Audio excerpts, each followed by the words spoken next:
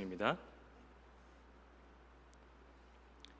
두 구절인데 한 목소리로 함께 읽도록 하겠습니다. 2장 6절 7절 말씀 함께 읽겠습니다. 그러므로 너희가 그리스도 예수를 주로 받았으니 그 안에서 행하되 그 안에 뿌리를 박으며 세움을 받아 교훈을 받은 대로 믿음에 굳게 서서 감사함을 넘치게 하라. 아멘. 기도하겠습니다. 하나님 아버지 감사합니다. 오늘 이 예배하는 시간을 통하여서 우리 한 사람 한 사람의 마음을 주님께서 바꿔 가시는 줄로 믿습니다. 하나님 보시기에 아름다운 지체들로 세워져 가는 은혜의 자리 되게 하여 주시옵소서. 시간 말씀 나눌 때에 전하는 자나 듣는 자 모두 하나님 그 말씀의 깊은 은혜 가운데 나아갈 수 있도록 성령님 친히 인도하여 주시옵소서. 모든 것 주께 감사드리며 예수님의 이름으로 기도드립니다. 아멘. 네, 오늘부터 슬기로운 성도 생활이라는 제목으로 앞으로 남아 있는 골로새서 말씀을 세 번에 걸쳐서 함께 살펴보려고 합니다. 슬라이드에 세 가지 단어를 준비해 왔는데요. 그리스도인, 제자, 성도. 그리스도인, 제자, 성도. 교회에 다니면 이 단어들을 정말 익숙할 정도로 자주 접하게 됩니다. 그런데 제가 이 설교를 준비하면서 이 흔하고도 익숙한 이 단어들이 새삼스레 가볍지 않게 저에게 다가왔습니다. 먼저 이 세 단어는 표현은 다르지만 본질적으로 공통된 한 가지를 말하고 있습니다. 바로 예수를 주로 따른다라는 점입니다. 그럼 이 예수를 주로 따른다라는 게 구체적으로 뭘까? 어떤 의미인지를 다시 한번 제 삶의 여정 속에서, 신앙의 여정 속에서 묵상하던 중에 누가복음 14장의 말씀 장면이 떠올랐습니다. 그 당시 엄청나게 많은 숫자의 사람들이 예수님을 뒤따라갔습니다. 그런데 갑자기 예수님께서 가던 걸음을 멈추시고 그 수많은 따라오는 사람들을 향해서 뒤돌아서십니다. 그리고선 다음과 같은 말씀을 하시는 것입니다. 누가복음 14장 25절과 26절 말씀입니다. 수많은 무리가 함께 갈새 예수께서 돌이키사 이르시되 무릇 내게 오는 자가 자기 부모와 처자와 형제와 자매와 더욱이 자기 목숨까지 미워하지 아니하면 능히 내 제자가 되지 못하고, 부모, 처자, 형제, 자매, 심지어 자기 목숨까지 미워하지 못하면 제자가 될 수 없다 라고 주님이 말씀하셨습니다. 우리가 살아가면서 중요하게 여겨지는 것들이 생기게 됩니다. 저는 학교 다닐 때 당연히 학교 이름이 제일 중요했습니다. 고등학교, 좋은 고등학교 들어가는 거, 좋은 대학교 들어가는 것이 세상에서도 말하는 가장 중요한 것이었고, 저 스스로도 또 학교에서 살아가는 저 스스로도 그것이 가장 중요하다라고 여기면서 살았습니다. 학교가 지나고 나면 그 다음에는 또 다른 중요한 것이 생겼습니다.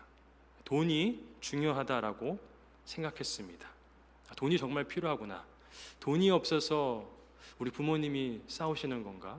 돈이 없어서 우리가 이렇게 힘든 건가? 돈이 없어서 이렇게 행복하지 않은 건가? 돈을 만들어야겠구나. 돈을 벌어야겠구나. 그러다 또 다른 중요한 것이 생겼습니다. 돈 벌려면 실력이 중요하구나. 실력을 쌓아야겠다. 실력을 쌓다 보니까 실력만으로는 안 되는구나. 또 다른 중요한 게 생깁니다. 인맥이 필요하구나. 여러 사람을 만나야겠구나.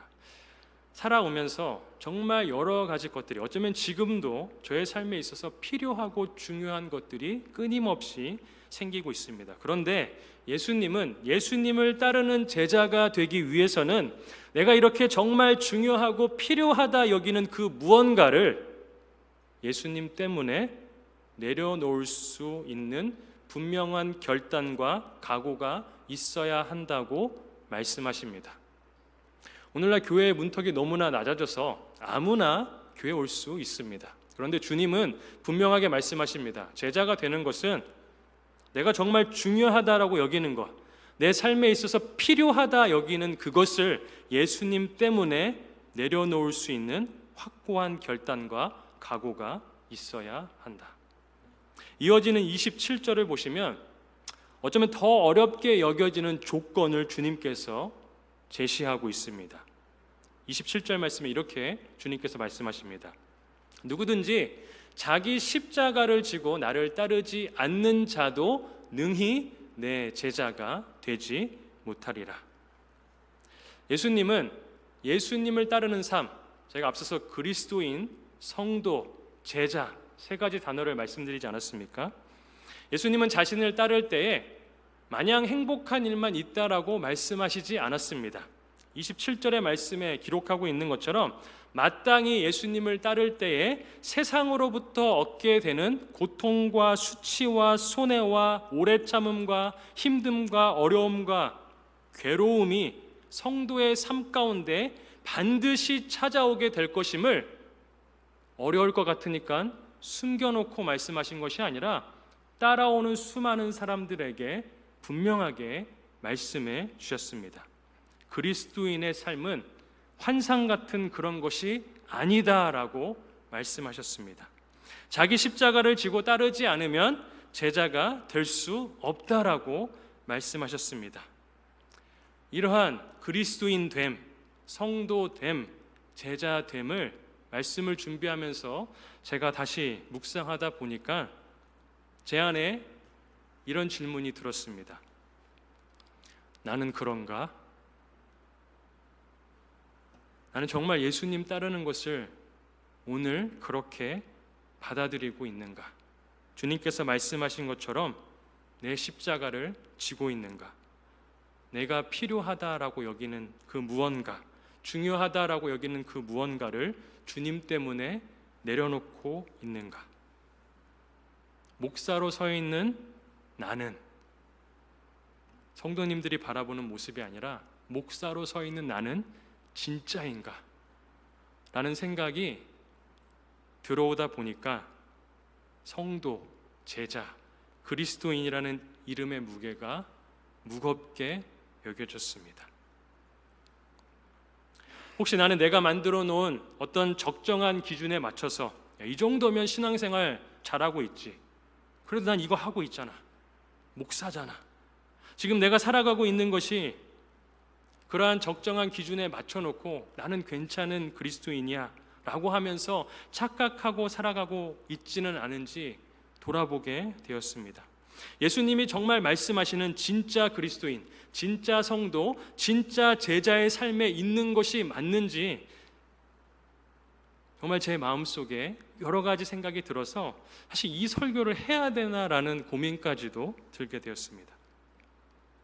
우리가 어떤 존재가 된다는 건 단지 호칭 하나를 얻게 되는 것이 아닙니다. 예를 들어서 신랑이나 신부가 되는 것, 남편과 아내가 되는 것, 직업적으로는 어떤 군인이 되는 것, 의사가 되는 것, 목사가 되는 것, 이것이 단지 그 이름만으로 불리는 것이 아니다라는 사실 우리가 압니다. 그냥 난 신랑이니까 신랑이야, 그렇다고 신랑이 되는 것이 아닙니다. 내가 아내야, 그렇다고 내가 아내가 되는 것이 아닙니다. 내가 군인이야, 군인이 되는 것도 아닙니다. 그 호칭에 맞는 삶을 살지 않으면 아내임에도 불구하고 아내로서의 대접을 받지 못하게 됩니다.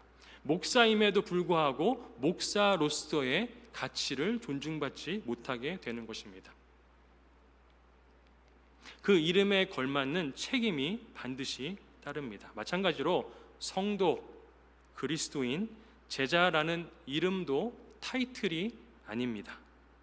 예수를 주로 받았기에 이제 주 안에서 시작되어야만 하는 삶 자체입니다. 그래서 오늘 보면 6절에서도 바울은 이 같은 사실을 예수님처럼 동일하게 강조합니다. 6절 말씀입니다.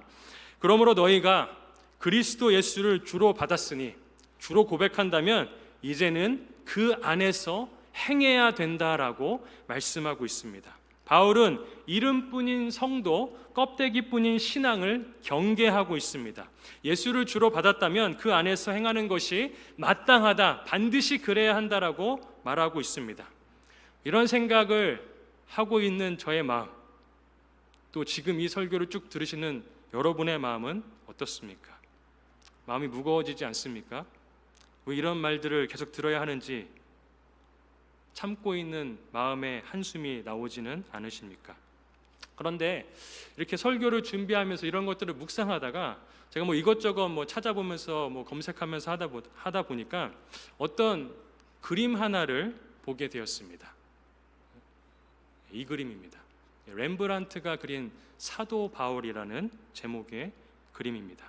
이 그림을 보시면 잘 안 보이실지도 모르겠지만 이 사도 바울의 표정, 이게 지금 옥중서신을 쓰고 있는 사도 바울의 모습인데 그의 표정을 묘사한 이 그림을 제가 보면서 갑자기 이런 생각이 들었습니다. 바울은 이 골로새서를 쓰면서 과연 어떤 심정으로 이 편지를 썼을까? 마음 무거워져 있는 저의 마음 생각 가운데 이 그림 속에 바울의 얼굴이 눈에 들어왔습니다. 바울은 이 골로새서를 쓰면서 그리스도인, 성도다움, 제자다움에 대해서 말하면서 그래, 역시 너희들은 골로새 교회 성도들 너희들은 가짜 성도야. 너희들은 가짜야. 잘못됐어. 틀렸어. 잘못하고 있어. 껍데기야. 그래서 교회로부터 떠나가게 하기 위해서 사도 바울이 골로새서를 쓰고 있는 표정이 아니다라는 것을 보게 되었습니다. 너희 그리스도인인 척하면서 거짓삼 그만 살아. 가짜 목사짓 하지 말고 살아. 그런 마음과 표정으로 이 골로새 서신서를 쓰고 있는 것이 아니다라는 생각이 들었습니다. 만약 정말로 사도 바울이 그런 마음이었다라고 한다면 아예 이 편지를 쓰지도 않았을 것입니다. 바울은 오히려 반대로 골로새 성도들이 넘어지지 않도록, 떠나가지 않도록, 이 교회가 건강하게 다시 세워질 수 있도록 가르쳐 주기 위해서 이 골로새서를 기록하였습니다. 생각해보면 예수님도 마찬가지셨습니다.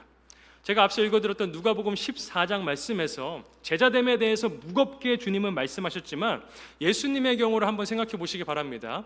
예수님이 12제자를 부르시고 그 제자들과 3년의 공생의 시간을 보내셨습니다. 3년 동안 제자훈련 하셨습니다. 그런데 3년 동안 데리고 다녔던, 3년 동안 가르쳤던 그 제자들은 예수님이 십자가에 못 박힐 때에 어떻게 행동했습니까? 다 도망쳤습니다. 그 중에 한 명은 스승인 예수님을 팔아 넘기기까지 했습니다. 3년 가르쳤으면 적어도 예수 믿는 척이라도 해야 되는데, 제자인 척이라도 할 수 있어야 되는 거 아닙니까? 그런데 예수님이 3년 동안 제자훈련 시켰던 예수님의 제자들은 다 도망쳤습니다. 예수님의 3년의 제자훈련이 말 그대로 실패한 것입니다. 그런데 예수님은 그 실패한 제자들을 버리지 않으셨습니다. 오히려 그 실패한 제자들에게 다시 찾아가셨습니다. 그리고 40일 동안 이곳에 계시면서 다시 그들을 가르치셨습니다.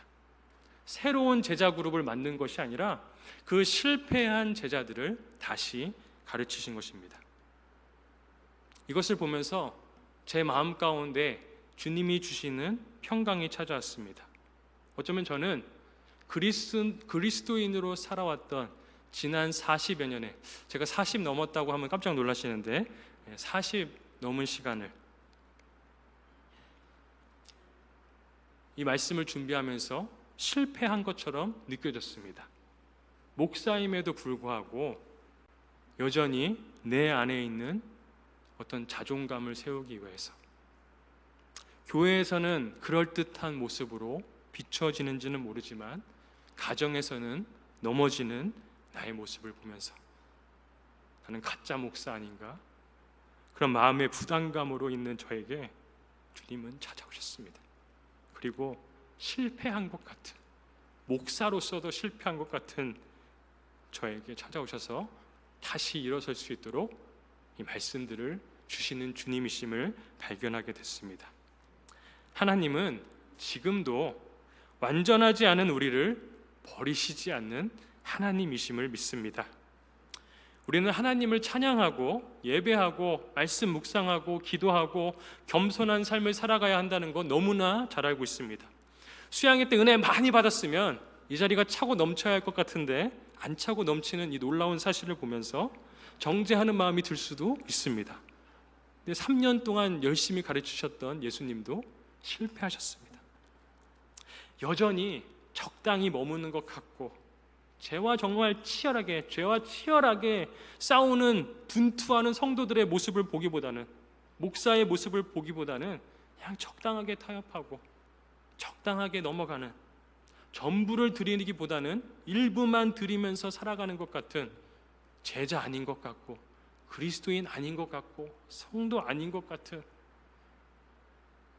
그런 모습을 나의 모습에서 발견하게 됩니다. 그러나 말씀드린 것처럼 그럼에도 불구하고 하나님은 우리를 다시 찾아오시는 분이심을 믿습니다. 어떻게 해서든지 그 넘어진 자리에서 은혜를 깨닫게 해주시고 다시 주님께로 나아갈 수 있도록 은혜를 부어주시는 하나님이심을 믿습니다.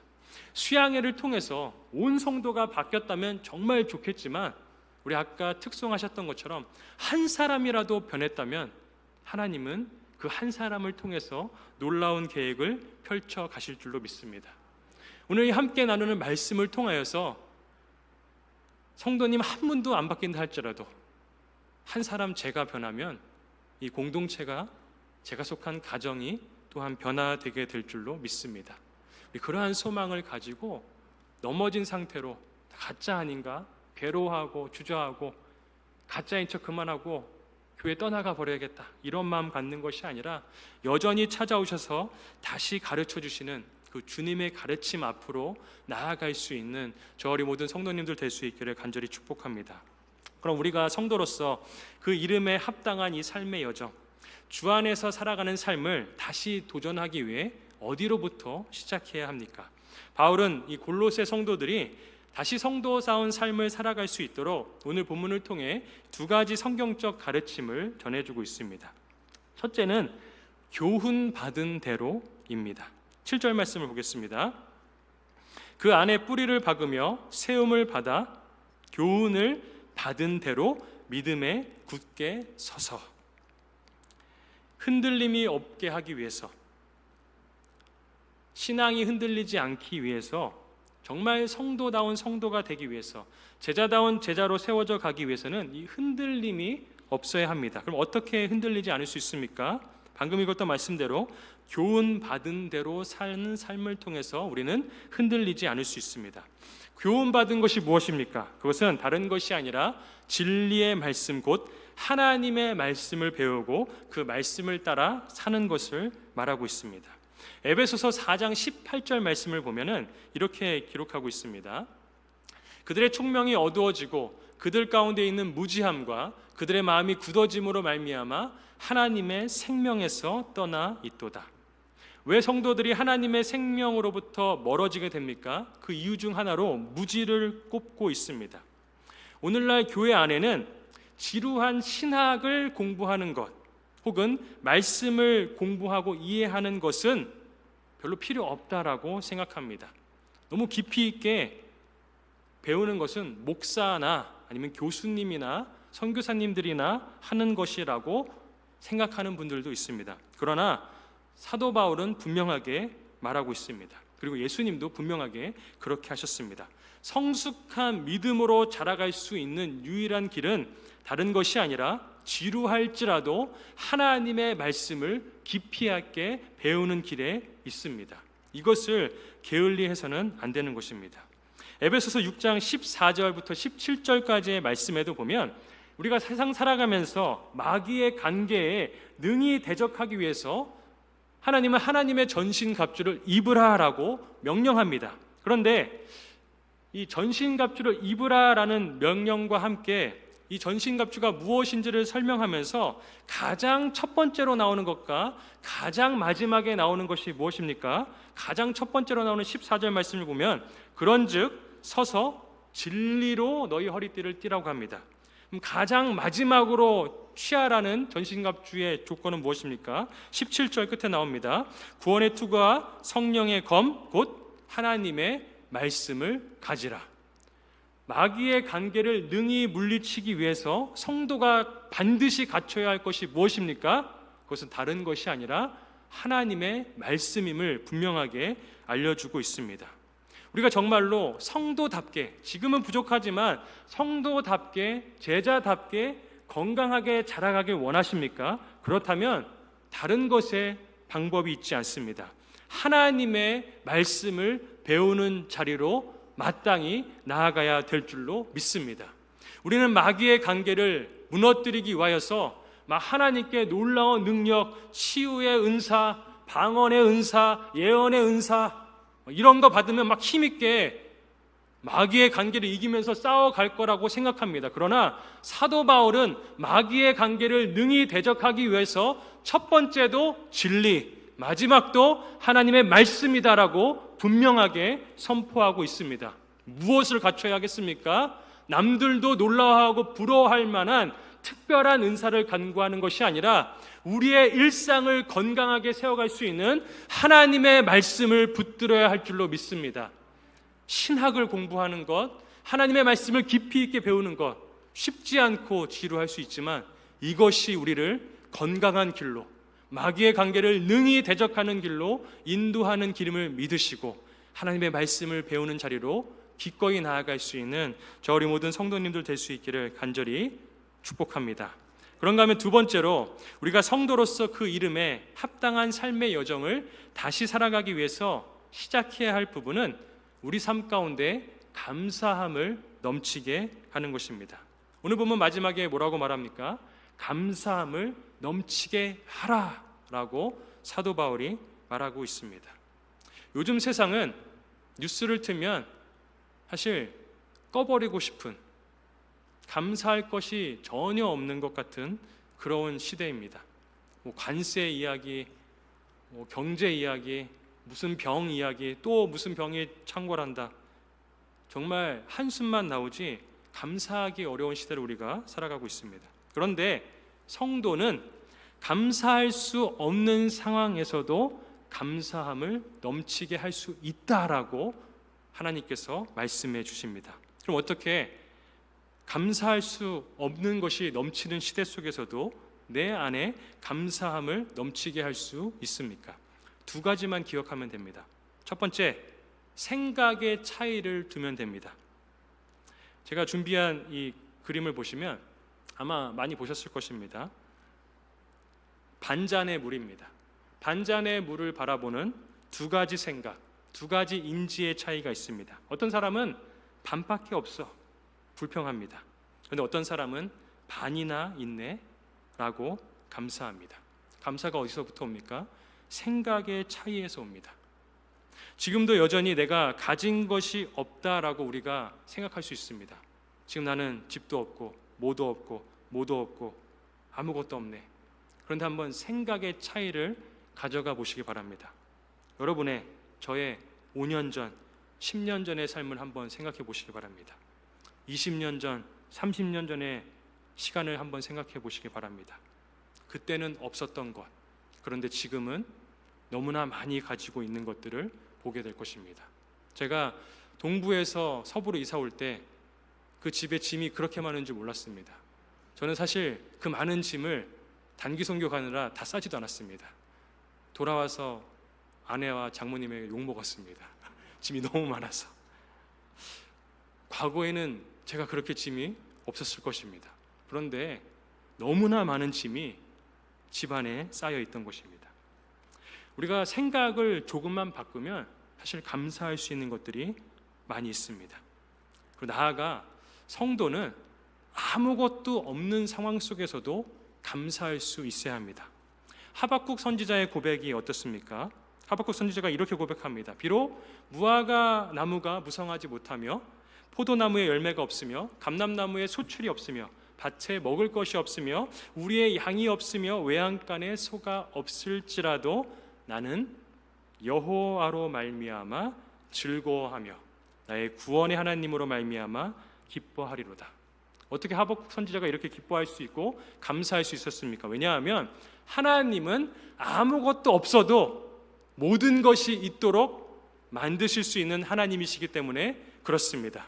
지금 내가 가진 것이 아무것도 없다 할지라도 누구보다 많이 가진 자처럼 오늘 당장 변화시킬 수 있는 능력을 가지신 분이 바로 우리 하나님이십니다. 그렇기 때문에 성도는 감사함을 넘치게 하는 삶을 살아갈 수가 있고 감사함을 넘치게 하는 삶을 살아가야 하는 줄로 믿습니다. 그런가 하면 또 하나 감사함을 넘치게 하기 위해서 기억해야 할 두 번째는 앞날을 보며 현실을 살아가라라는 것입니다. 성도는 오늘을 살아가지만 앞날을 바라보며 현실을 살아가는 존재입니다. 고린도전서 15장 19절 말씀을 보겠습니다. 만일 그리스도 안에서 우리가 바라는 것이 다만 이 세상의 삶뿐이면 모든 사람 가운데 우리가 더욱 불쌍한 자이리라. 무엇을 말하고 있습니까? 이 고린도전서 15장 말씀은 부활장으로 알려져 있습니다. 바울은 우리가 이 땅에서 살아가는 이 세상에서의 인생이 전부 다라고 한다면 그리스도인으로서 살아가는 게 가장 불쌍한 인생이다라고 말하고 있습니다. 그럼 반대로 사도 바울은 뭘 말하고 싶어 하는 것입니까? 죽음을 맞이하면서 끝나버리는 인생이 끝이 아니다라고 가르쳐주고 있는 것입니다. 이미 주님께서 부활하신 몸으로 제자들과 많은 사람들에게 보여주신 것처럼 이 땅에서의 삶이 끝이 아니라 성도는 이 인생이 마치고 난 뒤에도 여전히 주님과 함께 살아가는 영원한 삶이 있음을 바라보는 자들입니다. 만약에 우리가 여기서의 삶으로 다 끝나버린다면 여기서 치고받고 마음 아프고 상처받고 손해받고 어려웠던 이 모든 것 저는 굳이 그렇게 살아가지 말라라고 말하고 싶습니다. 저도 그냥 다 버려놓고 이 목사 할 필요도 없습니다. 그런데 우리 안에 무엇을 바라볼 수 있는 눈이 있습니까? 우리 눈에 보이는 이 인생의 끝이 아니라 주님 계시는 그 하나님의 나라가 이 땅 가운데 임하는 것을 믿음의 눈으로 바라볼 수 있는 그 눈이 있는 줄로 믿습니다. 그렇기 때문에 우리는 감사함을 넘치게 할 수 있습니다. 지금 비록 이 땅에서의 내 삶이 버겁고 힘들 수 있지만 버겁고 힘겨울수록 주님을 따라 사는 삶 속에 하나님께서 반드시 마지막에 원수 앞에 상을 차려주시는 놀라운 축복으로 참된 성도의 삶 가운데 축복하여 주실 줄로 믿습니다. 그래서 우리는 우리의 삶 가운데 감사함을 넘치게 함으로 나아갈 수 있는 줄로 믿습니다. 말씀을 마무리합니다. 내가 정말 그리스도인인지 성도인지 제자인지 돌아볼 수 있기를 바랍니다. 주님은 누가복음 14장 앞서 나눴던 그 말씀을 나누시면서 계산하라고 합니다. 어줍지 않게 괜히 성도인 척, 제자인 척, 그리스도인인 척 따라오지 말고 못할 것 같으면 포기해 라고 그 정도로 단호하게 말씀하십니다. 매정할 정도로 말씀하십니다. 그런데 예수님이 죽으시고 부활하신 후에 다시 찾아갔던 제자들을 보면 예수님이 어쩌면 냉정할 정도로 던지는 그 말 앞에서도 돌아서지 않고 여전히 주님께 붙어 있었습니다. 저는 오늘 말씀이 누군가에게 찔리는 말씀으로 불편한 말씀으로 다가올 수 있다고 생각합니다. 그러나 그 말씀이 불편함으로 찔림으로 다가온다 할지라도 수많은 무리들이 따라왔다. 예수님의 그 불편한 말씀으로 다 돌아갔지만 예수님의 제자들은 여전히 남아서 주님을 따름으로 말미암아 예수님 부활 이후에 승천하시고 주님의 놀라운 제자들로 하나님의 나라를 소유한 백성으로 힘있게 살아간 것 같이 우리도 주님의 이 말씀이 따갑게 들릴지라도 주님께 붙어있는 삶 그리고 다시 찾아오시는 그 주님의 손길로 말미암아 온전하고 아름다운 성도와 제자와 그리스도인으로 세워질 수 있기를 예수님의 이름으로 축원합니다.